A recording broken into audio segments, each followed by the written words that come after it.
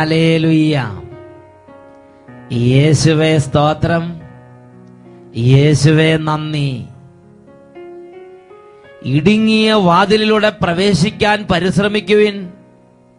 വിനാശത്തിലേക്ക് നയിക്കുന്ന വാതിൽ വിസ്തൃതവും വഴി വിശാലവുമാണ് എന്നരുളി ചെയ്ത യേശുക്രിസ്തുവിന്റെ ധന്യനാമത്തിൽ നിങ്ങൾക്കേവർക്കും കൃപയും സമാധാനവും.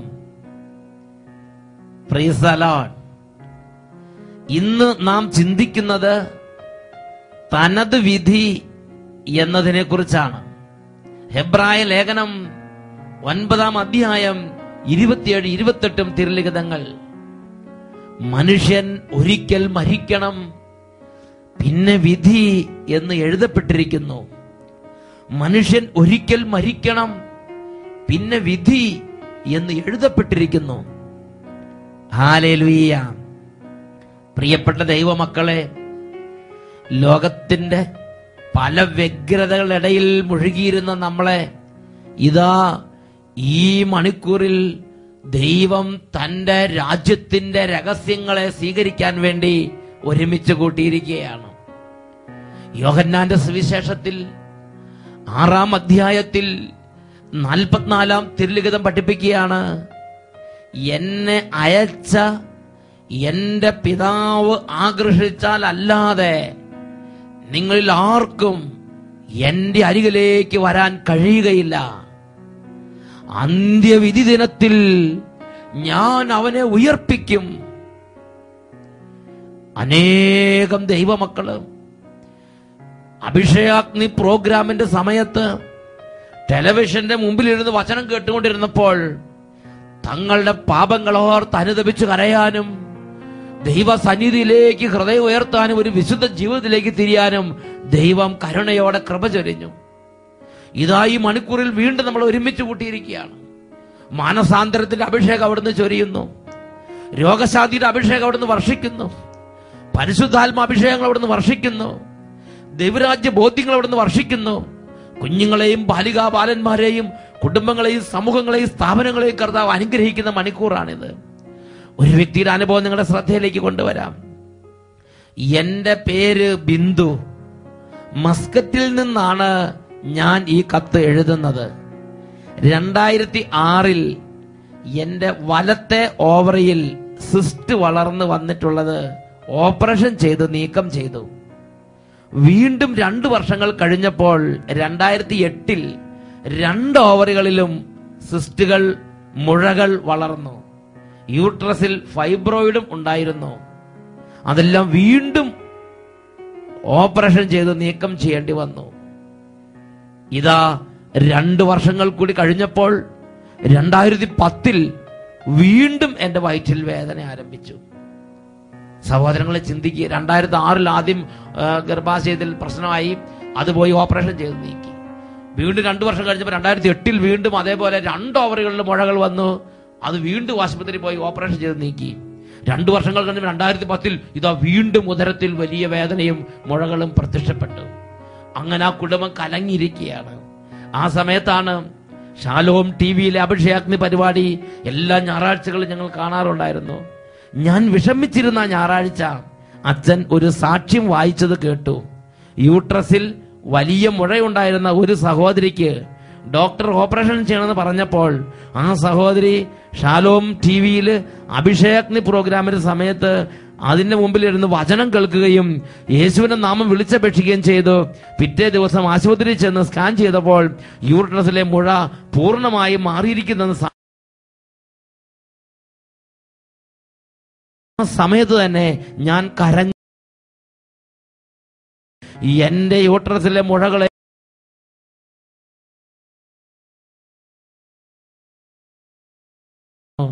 അത്ഭുതമെന്ന് പറയട്ടെ, പിറ്റേ ദിവസം മുതൽ എന്റെ വേദന പരിപൂർണമായി അപ്രത്യക്ഷമായി. ഇന്ന് എന്റെ ഉദരത്തിൽ രോഗപീഠകൾ ഇല്ല എന്ന് ഇതാ ഞാൻ സാക്ഷ്യപ്പെടുത്തുന്നു. നോക്കുക, എല്ലാ 2 വർഷം കൂടുമ്പോഴും ഗർഭാശയത്തിലും അതുപോലെ ഓവറിയിലും മുഴകൾ വന്ന് ഓപ്പറേഷൻ ചെയ്ത് തകർന്ന കുടുംബം 2010 അത് വീണ്ടും ഓപ്പറേഷന്റെ ഒരു സാഹചര്യത്തിലേക്ക് നീങ്ങുകയാണ്. എന്നാൽ ദൈവവചനം കേട്ടപ്പോൾ അത്ഭുതകരമായ സൗഖ്യം പ്രാപിച്ച് ഇന്ന് സന്തോഷത്തോടെ സൗഖ്യമുള്ളവളായി ആ രാജ്യത്ത് യേശുവിനെ സാക്ഷ്യപ്പെടുത്തി ആ മകൾ ഇന്ന് കർത്താവിന്റെ സാക്ഷിയായി ജീവിക്കുകയാണ്. ഗലാത്യ ലേഖനത്തിൽ 3-ാം അധ്യായം 9-ാം തിരുലിഖിതം, വിശ്വാസമുള്ളവർ വിശ്വാസിയായ അബ്രാഹത്തോടൊത്ത് അനുഗ്രഹം പ്രാപിക്കുന്നു. 145-ാം സങ്കീർത്തനത്തിൽ 16-ാം തിരുലിഖിതം, കർത്താവ് കരങ്ങൾ തുറന്നു കൊടുക്കുന്നു, എല്ലാവരും സംതൃപ്തരാകുന്നു. ഈ നിമിഷങ്ങളിൽ എഴുന്നേറ്റ് നിന്ന് 2 കരങ്ങൾ ഉയർത്തി കർത്താവിനെ ആരാധിക്കാം. ഹാലലുയ്യ, ഹാലലുയ്യ, ഹാലലുയ്യ. ഓ ദൈവമേ, ഈ മണിക്കൂറിൽ വചനം കേട്ടുകൊണ്ടിരിക്കുന്ന ഓരോ മകന്റെ മേലും ഓരോ മകളുടെ മേലും ഓരോരുത്തരുടെ ദുഃഖത്തിന്റെ മേൽ അവിടുന്ന് അത്ഭുതകരമായി ഇടപെടണമേ. ഓരോ വേദനയുടെ മേൽ പിതാവേ അവിടുന്ന് ഇടപെടണമേ. ഓരോ തകർച്ചയുടെ മേൽ ഓ പിതാവേ യേശുവിന്റെ നാമത്തിന്റെ അത്ഭുത ശക്തി വ്യാപരിക്കട്ടെ. ഓരോ അന്ധകാര പീഡകളും യേശുവിന്റെ നാമത്തിൽ കുടുംബങ്ങളിൽ നിന്നും സമൂഹങ്ങളിൽ നിന്നും വിട്ടുമാറി പോകട്ടെ. ഓ ദൈവമേ, തകരുന്ന ജീവിതങ്ങൾ, വേദനിക്കുന്ന കുഞ്ഞുങ്ങൾ, രോഗിയായിരിക്കുന്ന ഓരോ മകനും ഓരോ മകളും, സാമ്പത്തിക ഞെരുക്കത്തിൽ ഇരിക്കുന്നവർ, വലിയ വിഷമത്തിലും മനപ്രയാസം ഇരിക്കുന്നവർ, സന്തോഷം നഷ്ടപ്പെട്ടു പോയവർ, വലിയ കുറ്റബോധത്തിൽ ഇരിക്കുന്നവർ, ആത്മഹത്യാ ചിന്തയാൽ പീഡിപ്പിക്കപ്പെടുന്നവർ, ശത്രുപീഡകളാൽ ഭാരപ്പെട്ടിരിക്കുന്നവർ, ഓരോ വേദനകളിലേക്കും യേശുവിന്റെ നാമം വ്യാപരിക്കട്ടെ. അത്ഭുതങ്ങളും അടയാളങ്ങളും യേശുവിന്റെ നാമത്തിൽ സംഭവിക്കട്ടെ. ഹാലലുയ്യ, ഹാലലുയ്യ. യേശുവെ ആരാധന, ആരാധന. ഈ നിമിഷങ്ങളിൽ വചനം കേൾക്കാൻ, യേശുവിനെ വിളിക്കാൻ, ദൈവത്തെ ആരാധിക്കാൻ തടസ്സമായി നിൽക്കുന്ന എല്ലാ തടസ്സങ്ങളും ക്ഷീണങ്ങളും ദുഷ്ടാരൂപങ്ങളും ഓരോ വ്യക്തികളിൽ നിന്നും സമൂഹങ്ങളിൽ നിന്നും കുടുംബങ്ങളിൽ നിന്നും യേശുനാമത്തിൽ വിട്ടുമാറി പോകട്ടെ. ഹാലലുയ്യ, ഹാലലുയ്യ. യേശുവെ ആരാധന, ആരാധന. യേശുവെ ആരാധന, ആരാധന. യേശുവെ ആരാധന, ആരാധന. യേശുവെ ആരാധന. യേശുവെ സ്തോത്രം. യേശുവേ നന്ദി. യേശുവേ സ്തോത്രം. യേശുവേ ആരാധന.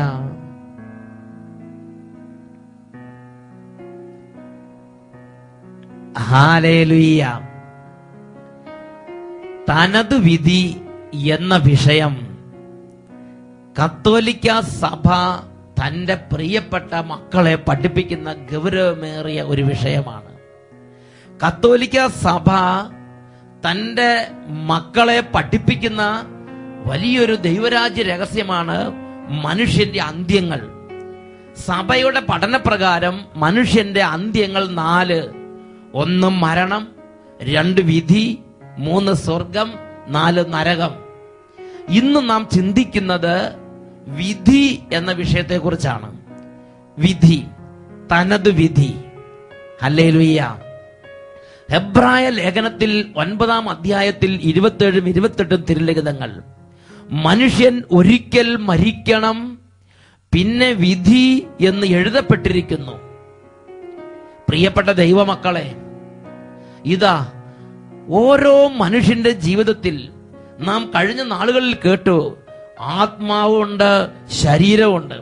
നമ്മുടെ അസ്തിത്വം എന്ന് പറയുന്നത് ആത്മാവും ശരീരവും ചേർന്ന ഒരു കോമ്പിനേഷനാണ്. നമ്മുടെ ശരീരത്തിന് ജീവിതമുള്ളതുപോലെ തന്നെ നമ്മുടെ ആത്മാവിനും ഒരു ജീവിതമുണ്ട്. ഹല്ലേലൂയ. ഈ ശരീരത്തിൽ ആയിരിക്കുന്ന മനുഷ്യൻ ഈ ശരീരത്തിലെ എല്ലാ പ്രവർത്തനങ്ങളും ഇന്നല്ലെങ്കിൽ നാളെ അവസാനിക്കുമെന്ന് ചിന്തിക്കണം.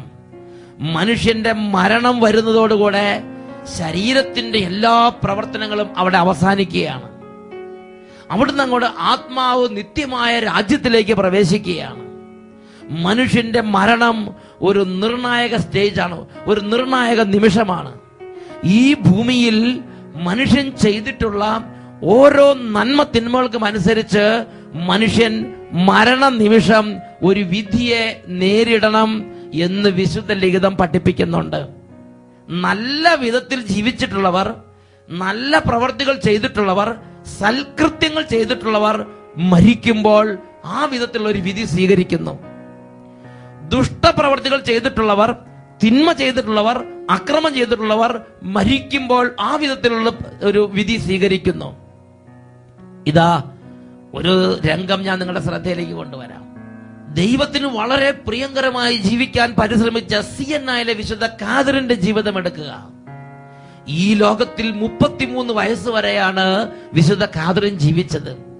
ജീവിച്ചിരുന്ന കാലത്ത് പ്രാർത്ഥന, വിശുദ്ധ ജീവിതം, ദൈവവചനം അനുസരിച്ചുള്ള ചിട്ട, തിരുസഭാ സ്നേഹം, സാധുക്കളോടുള്ള പരിഗണന, ഇങ്ങനെ ദൈവവചനപ്രകാരം ജീവിക്കാൻ വേണ്ടി ബലിയായി തീർന്ന ജീവിതമാണ് സിയന്നായിലെ വിശുദ്ധ കാതറിന്റെ ജീവിതം. ആ എളിയ മകള് ഇതാ 33-ാമത്തെ വയസ്സിൽ മരണത്തോട് അടുക്കുകയാണ്. മരണം തൊട്ടുപക്കത്തെത്തി. ഇതാ കാതറിന്റെ മുഖം മുഴുവൻ സ്വർഗീയമായ പ്രകാശത്താൽ നിറഞ്ഞു. ജീവചരിത്രത്തിൽ രേഖപ്പെടുത്തി ഇങ്ങനെയാണ്: ദൈവദൂതന്റെ മുഖം പോലെ ആ മുഖം പ്രകാശിക്കാൻ തുടങ്ങി. കാതറിൻ ഉച്ചരിച്ച അവസാനത്തെ വാക്കുകൾ എങ്ങനെയാണ്? ഓ എന്റെ യേശുവേ, അങ്ങനെ പ്രയസി എന്ന് വിളിക്കുന്നു. ഇതാ എന്റെ ആത്മാവിനെ എന്റെ പിതാവേ അങ്ങയുടെ കരങ്ങളിലേക്ക് ഞാൻ ഏൽപ്പിക്കുന്നു. ദൈവദൂതന്റെ മുഖം പോലെ വിശുദ്ധയുടെ മുഖം പ്രകാശിച്ചു. ആള് മരിച്ചു. നോക്ക്, ഈ ലോകത്തിൽ അവസാനത്തെ നിമിഷം, മരണത്തിന്റെ നിമിഷം, മുഖം സൂര്യനെ പോലെ പ്രകാശിക്കുന്ന വിധത്തിൽ ഈ വിശുദ്ധ ലോകത്തിൽ നിന്ന് യാത്രയായി. വിശുദ്ധനായ ഡൊമിനിക് സാവിയോ ഒരു ബാലനാണ്. കൊച്ചു പ്രായത്തിൽ തന്നെ, കുട്ടിയായിരിക്കുമ്പോൾ തന്നെ മരണം വഴി ഈ ലോകം വിട്ട് ദൈവപിതാവിന്റെ പക്കലേക്ക് പോയ മറ്റൊരു വിശുദ്ധനായ വ്യക്തിയാണ് വിശുദ്ധ ഡൊമിനിക് സാവിയോ. തന്റെ ജീവിതത്തിൽ മരണത്തിന്റെ സമയം അടുത്തപ്പോൾ തന്റെ തൊട്ടടുത്തുണ്ടായിരുന്ന, തന്നെ പരിചരിച്ചിടുന്ന അപ്പച്ചനോടും അമ്മച്ചോടും പറയാണ്: ഇതാ സമയമായി, എനിക്ക് പോകാൻ സമയമായി, നല്ല മരണത്തിനുള്ള പ്രാർത്ഥനകൾ ചൊല്ലിത്തരിക. അങ്ങനെ അപ്പനും അമ്മയും ആ കുട്ടിക്ക് നല്ല മരണത്തിനുള്ള പ്രാർത്ഥനകളെല്ലാം ചൊല്ലിക്കൊടുക്കുമ്പോൾ പെട്ടെന്ന് വിശുദ്ധ ഡൊമിനിക് സാവിയോടെ കണ്ണുകൾ ഏതാനും നിമിഷങ്ങൾ അടച്ചു. പിന്നെ അദ്ദേഹം തുറന്നു. അദ്ദേഹത്തിന്റെ മുഖം സൂര്യനെ പോലെ പ്രശോഭിക്കാൻ തുടങ്ങി. അദ്ദേഹം പറഞ്ഞു: ഓ എന്തൊരു മനോഹരമായ കാഴ്ചയാണ് ഞാൻ ഈ കാണുന്നത്. ഡൊമിനിക് സാവിയോ മരിച്ചു. വിശുദ്ധനായ അന്തോനീസ് പുണ്യാളന്റെ ജീവചരിത്രം എടുത്ത് ഞാൻ വായിച്ചിട്ടുണ്ട്. അന്തോനീസ് പുണ്യാളന്റെ മരണത്തോട് അടുത്തുകൊണ്ടിരിക്കുകയാണ്. മരണത്തിന്റെ വക്കത്തെത്തി അന്തോനീസ് പുണ്യാളൻ പെട്ടെന്ന് സ്ഥലത്തേക്ക് തന്നെ സൂക്ഷിച്ചു നോക്കാൻ തുടങ്ങി. ഉടനെ ചുറ്റുമുണ്ടായിരുന്ന സന്യാസിമാർ ചോദിച്ചു: ഗുരു ഗുരു, അങ്ങിപ്പോൾ എന്താണ് കണ്ടുകൊണ്ടിരിക്കുന്നത്? അപ്പോൾ അന്തോനീസ് പുണ്യവാളൻ സുസ്മേര വദനനായി പുഞ്ചിരി തൂകുന്ന മുഖത്തോടെ പറഞ്ഞു: ഇതാ ഞാൻ എന്റെ കർത്താവിനെ കാണുന്നു. നിമിഷങ്ങൾക്കുള്ളിൽ അന്തോനീസ് പുണ്യാളൻ മരിച്ചു. പ്രിയപ്പെട്ട ദൈവമക്കളെ, ബൈബിളിൽ അപ്പോസ്തല പ്രവർത്തനം 7-ാം അധ്യായം 56-ാമത്തെ വാക്യത്തിൽ എസ്തഫാനോസിന്റെ ജീവിതത്തിലും സംഭവിച്ചത് നമ്മൾ വായിക്കുന്നില്ലേ? ചുറ്റും മതവിരോധികളിൽ നിന്ന് കല്ലെറിഞ്ഞ് എസ്തഫാനോസിനെ കൊന്നുകൊണ്ടിരിക്കുകയാണ്. അപ്പോൾ മരണത്തിന്റെ വക്കത്തെത്തിയ എസ്തഫാനോസ് മുഖം ദൈവദൂതന്റെ മുഖം പോലെ പ്രശോഭിച്ചിട്ട് വിളിച്ചു പറയുകയാണ്: ഇതാ സ്വർഗം തുറക്കപ്പെട്ടിരിക്കുന്നതും പിതാവിന്റെ വലതു ഭാഗത്ത് മനുഷ്യപുത്രൻ നിൽക്കുന്നത് ഞാൻ കാണുന്നു. ഉടനെ ചുറ്റുമുണ്ടായിരുന്നവർ പറഞ്ഞു: ഇവൻ ദൈവദൂഷണം പറയുന്നു എന്ന് പറഞ്ഞ് കല്ലുകൾ എറിഞ്ഞു. ഏതാനും നിമിഷങ്ങൾ യേശു എസ്തഫാനോസിന്റെ അരികത്തേക്ക് എത്തി. എസ്തഫാനോസ് പറഞ്ഞു: പിതാവേ, എന്റെ ആത്മാവിനെ ഞാൻ അങ്ങയുടെ കരങ്ങളിലേക്ക് സമർപ്പിക്കുന്നു. എസ്തഫാനോസ് മരിച്ചു. എന്തൊരു മനോഹരമായ കടന്നുപോകല്! ഈ ഭൂമിയിൽ ഞാനും നിങ്ങളും എങ്ങനെ ജീവിക്കുന്നുവോ അതിനനുസരിച്ചുള്ളൊരു വിധി, അതിനനുസരിച്ചുള്ളൊരു മരണം എനിക്കും നിങ്ങൾക്കും ഉണ്ട്. മരിക്കുന്ന സമയത്ത് തന്നെ എന്റെയും നിങ്ങളുടെയും ജീവിതത്തിലെ പ്രവൃത്തികൾക്കനുസരിച്ചുള്ള ഒരു വിധി ഞാനും നിങ്ങളും ഏറ്റുവാങ്ങുന്നു എന്നാണ് വിശുദ്ധ ലിഖിത പ്രകാരവും തിരുസഭയുടെ പഠനപ്രകാരവും മനസ്സിലാക്കുന്നത്. പ്രഭാഷകന്റെ പുസ്തകം 11-ാം അധ്യായം 27-ഉം 28-ഉം അധ്യായങ്ങൾ പഠിപ്പിക്കുന്ന പ്രകാരമാണ്: മരിക്കും മുമ്പ് ആരെയും ഭാഗ്യവാൻ എന്ന് വിളിക്കരുത്.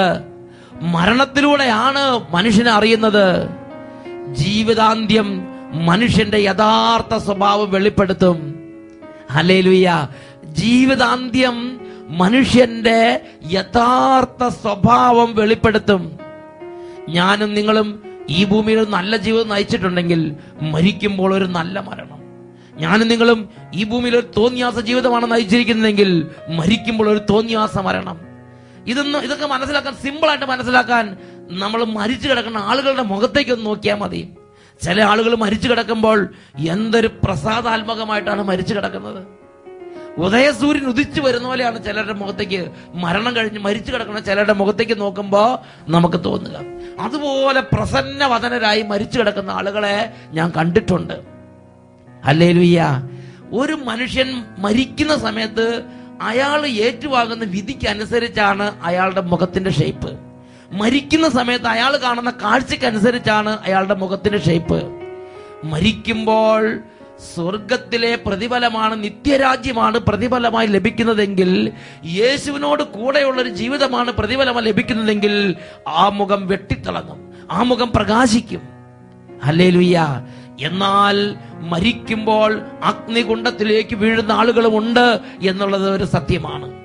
മരിക്കുമ്പോൾ ഭയാനകമായ വിധത്തിൽ മരിക്കുന്ന ആളുകളും ഉണ്ട് എന്നുള്ളത് ഒരു സത്യമാണ്. ഹല്ലേലൂയ. കത്തോലിക്ക സഭ ഇതിനെക്കുറിച്ച് പഠിപ്പിക്കുന്ന ഇപ്രകാരമാണ്.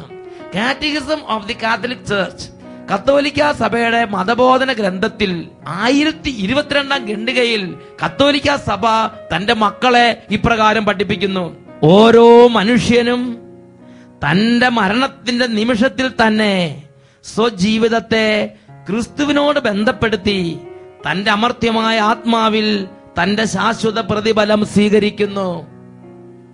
ഓരോ മനുഷ്യനും തന്റെ മരണത്തിന്റെ നിമിഷത്തിൽ തന്നെ സ്വജീവിതത്തെ ക്രിസ്തുവുമായി ബന്ധപ്പെടുത്തി തന്റെ അമർത്യമായ ആത്മാവിൽ തന്റെ ശാശ്വത പ്രതിഫലം സ്വീകരിക്കുന്നു. മരിക്കുന്ന നിമിഷം തന്നെ എനിക്ക് നിങ്ങൾക്ക് ഒരു വിധിയുണ്ട്. ഒന്നുകിൽ ഞാനും നിങ്ങൾ നരകത്തിലേക്ക് വിധിക്കപ്പെടും, അല്ലെങ്കിൽ ഞാനും നിങ്ങൾ സ്വർഗത്തിലേക്ക് വിധിക്കപ്പെടും. ഞാൻ നിങ്ങൾ സ്വർഗത്തിലേക്കാണ് വിധിക്കപ്പെടുന്നതെങ്കിൽ പൂർണ്ണമായും വിശുദ്ധമായ ഒരു അവസ്ഥയിൽ, അല്ലെങ്കിൽ ശുദ്ധീകരണ സ്ഥലം അഗ്നിയിലൂടെ എന്ന വണ്ണം എന്നെയും നിങ്ങളെയും അവസാന റൗണ്ട് ശുദ്ധീകരിച്ച് ദൈവം നിത്യഭാഗ്യത്തിലേക്ക് ചേർക്കും. ഹല്ലേലൂയ. അപ്പോൾ മരിക്കുന്ന നിമിഷം തന്നെ എന്റെയും നിങ്ങളുടെയും വിധി പ്രഖ്യാപിക്കപ്പെട്ട് കഴിഞ്ഞു. മരണം എന്ന് പറയുന്നത് എന്റെയും നിങ്ങളുടെയും ജീവിതത്തിന്റെ മുഴുവൻ പ്രവൃത്തികൾക്കുള്ള പ്രതിഫലം സ്വീകരിക്കുന്ന സമയമാണ്. ഒന്നുകിൽ നിത്യമായ രാജ്യം, ഒന്നുകിൽ പിതാവിന്റെ രാജ്യം, ഒന്നുകിൽ സ്വർഗരാജ്യം, നിത്യജീവിതം, അല്ലെങ്കിൽ നിത്യലജ്ജ, നിത്യനരകാഗ്നി. ഹല്ലേലൂയ.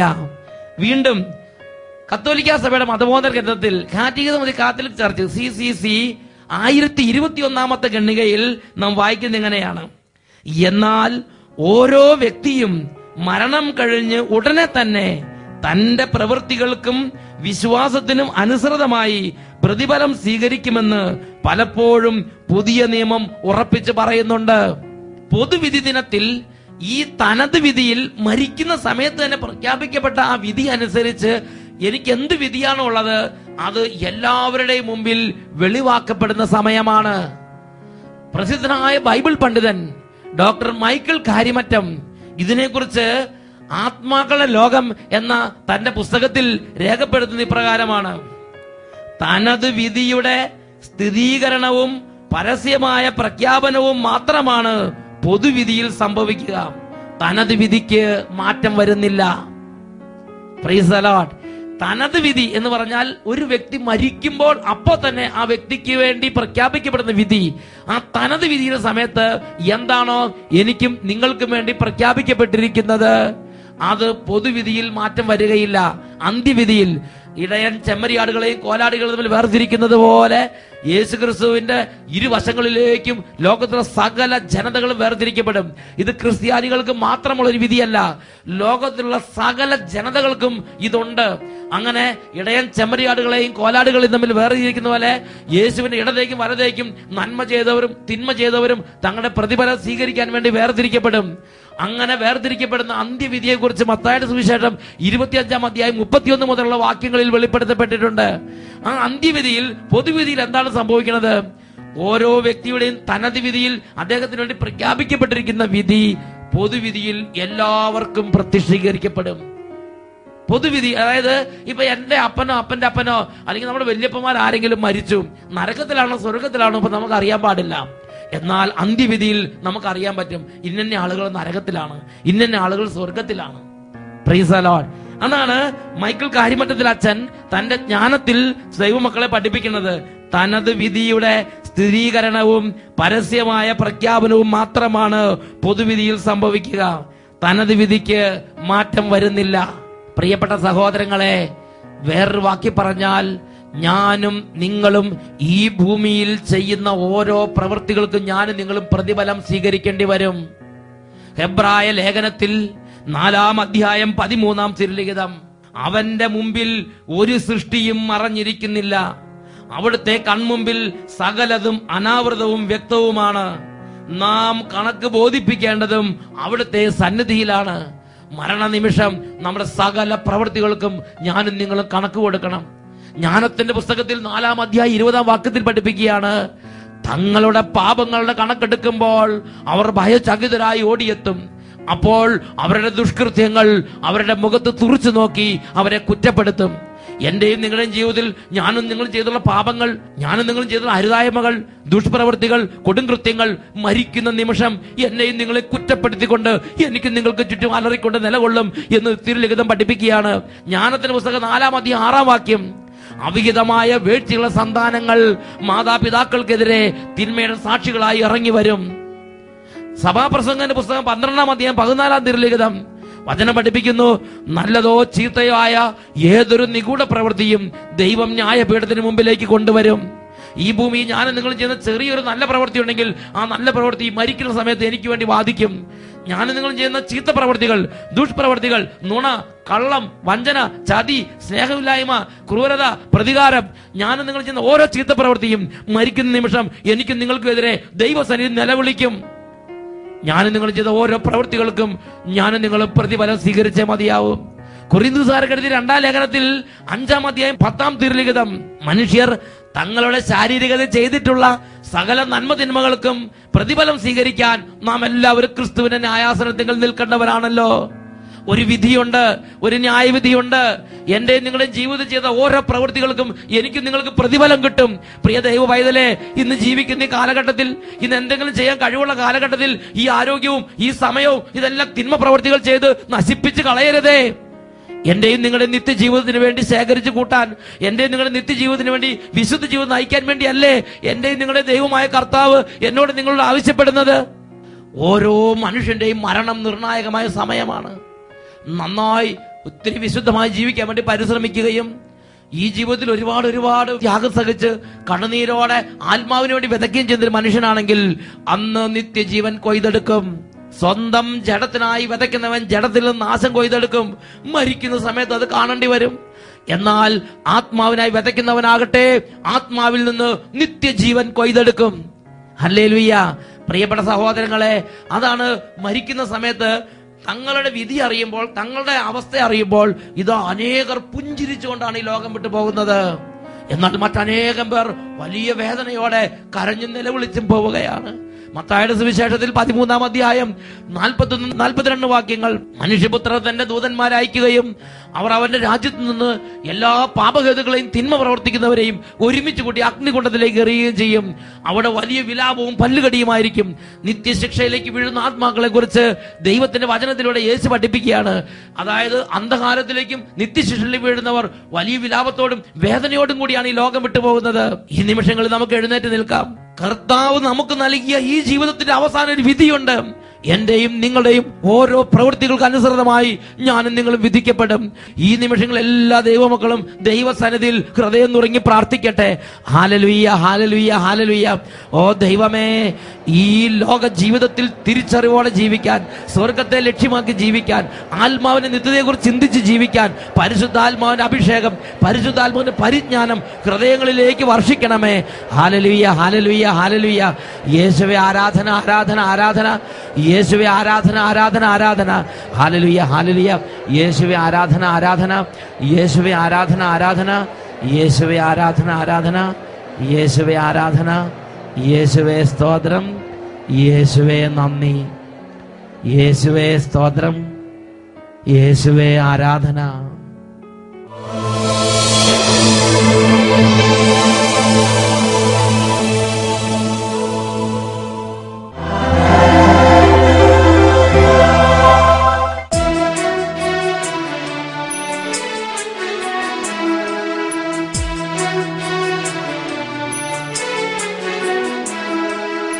എന്നുമെന്നും